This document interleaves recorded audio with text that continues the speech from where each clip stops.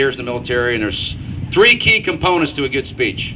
First, it's got a reasonably catchy beginning. Secondly, it must have a memorable ending. And thirdly, and probably most important, those two have got to be as close together as possible. A lot of claps there. So with that in mind, I'll do my best to do justice to this very important occasion and ceremony while keeping the bookends of my remarks as tight as possible. Again, I want to thank Congressman Abercrombie for coming here and for his great words. Mr. Mark Moses, representing the governor, and Mr. Lester Chang, representing our mayor. And also let me again recognize First Sergeant Colin Chandler, hoorah, United States Marine Corps, whose two daughters danced this morning, and we're very proud and great to be here with you, Top. Distinguished guests, ladies and gentlemen, I would like to open by thanking the organizers of this great event, Frank Waite, Lin Pang, and Donna Ching, and so many others. Let's give them a round of applause.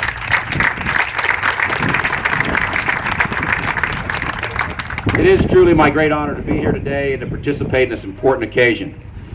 As I stand before you in the presence of our nation's heroes, our many veterans in the audience, and especially as we are surrounded by the loving memory and spirit of Nancy Bannick, I know and I'm sure you all feel that we are truly in the presence of greatness.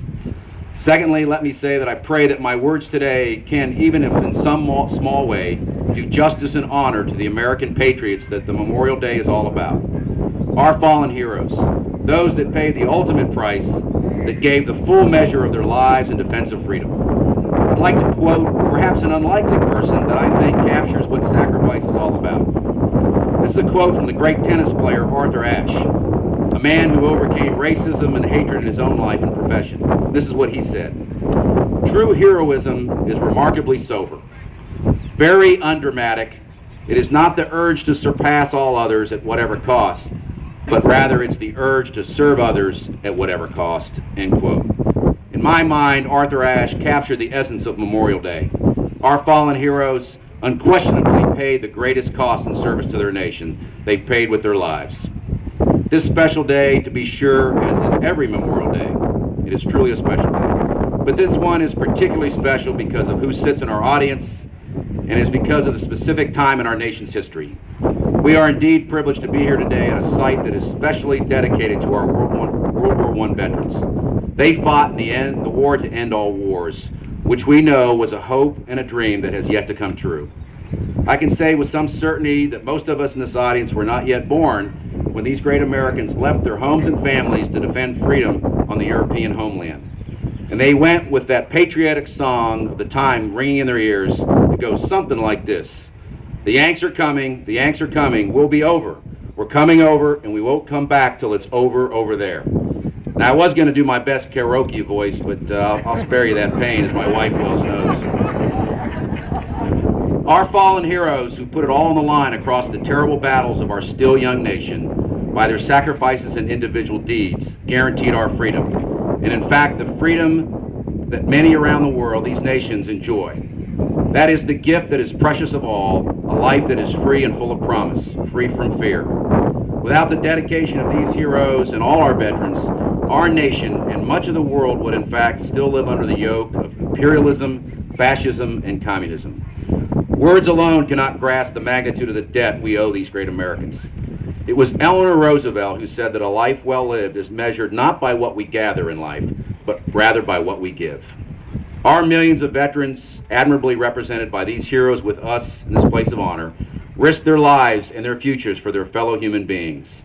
And as they know all too well, many of their brothers and sisters gave that full measure and are buried in cemeteries in our homeland and on foreign soil around the world. Since this natatorium is in honor of World War I heroes, again, my humble wish is to bring tribute to the all too few remaining World War I veterans, which in fact today there's only 116 left living. As the ranks of our World War I veterans continue to grow even thinner, it is imperative that at times like today, every American recognize and fulfill their obligation to remember, to thank, indeed to honor these brave and courageous men, who we affectionately still call doughboys. I know I speak for all Americans and for freedom-loving people around the globe when I say, thank you, gentlemen, for your service to America and her citizens. We will never forget you. Just as we hold in our hearts our fellow Americans, men and women serving in harm's way this very day, against our current struggle against evil, and to preserve our way of life and to liberate an oppressed people. These veterans know evil, and they know that it must be destroyed, sometimes at great cost personally and to the nation at large. Otherwise, we are doomed to a life of fear and devastation. Today, we also equally and significantly recognize Miss Nancy Bannick. I unfortunately never had the privilege of meeting Nancy, but there is no doubt she was a woman of amazingly strong dedication to America and to those who stand ready to defend her.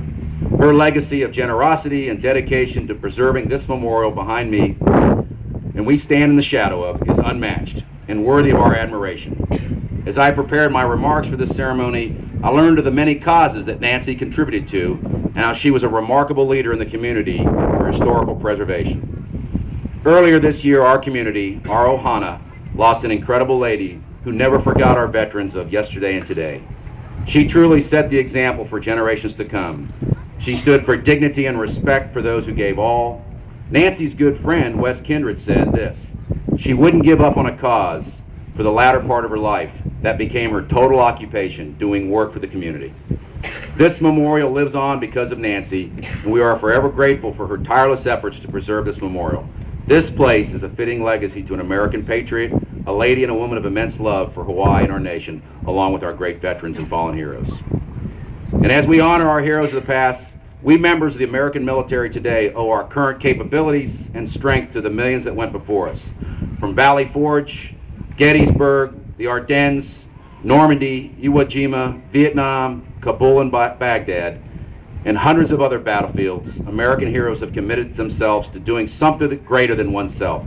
They did it, and they do it for each other and for this beacon of goodness and hope we call America.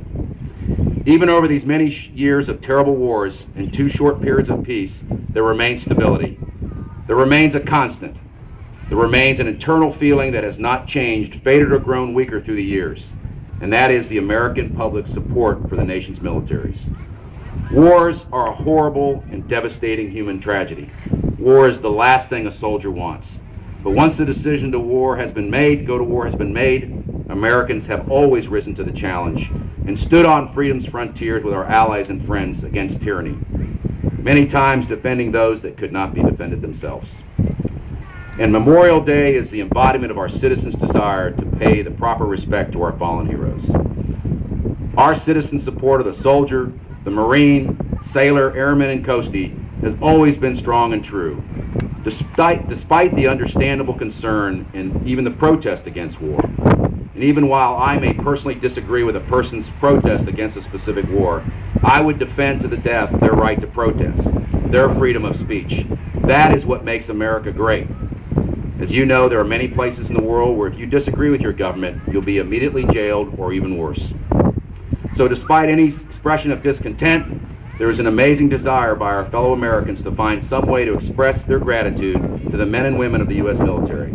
This memorial and the dedication by Miss Nancy Bannick are concrete examples of the desire to demonstrate their gratitude for our military members and their immeasurable sacrifices. And I know I speak for all uniformed members, both currently on active duty and our selfless veterans, that we appreciate and value the support of our fellow citizens.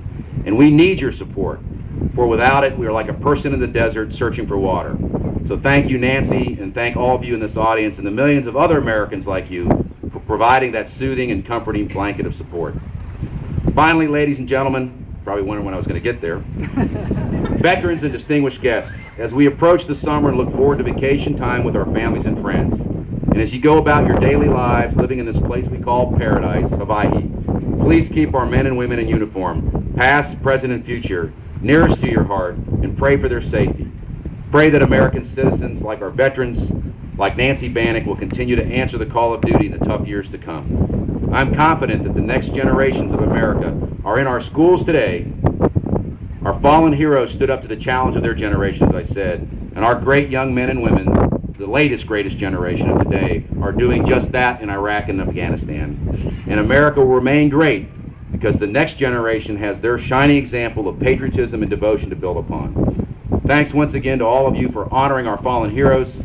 God bless each of you, and God bless the United States of America. Mahalo.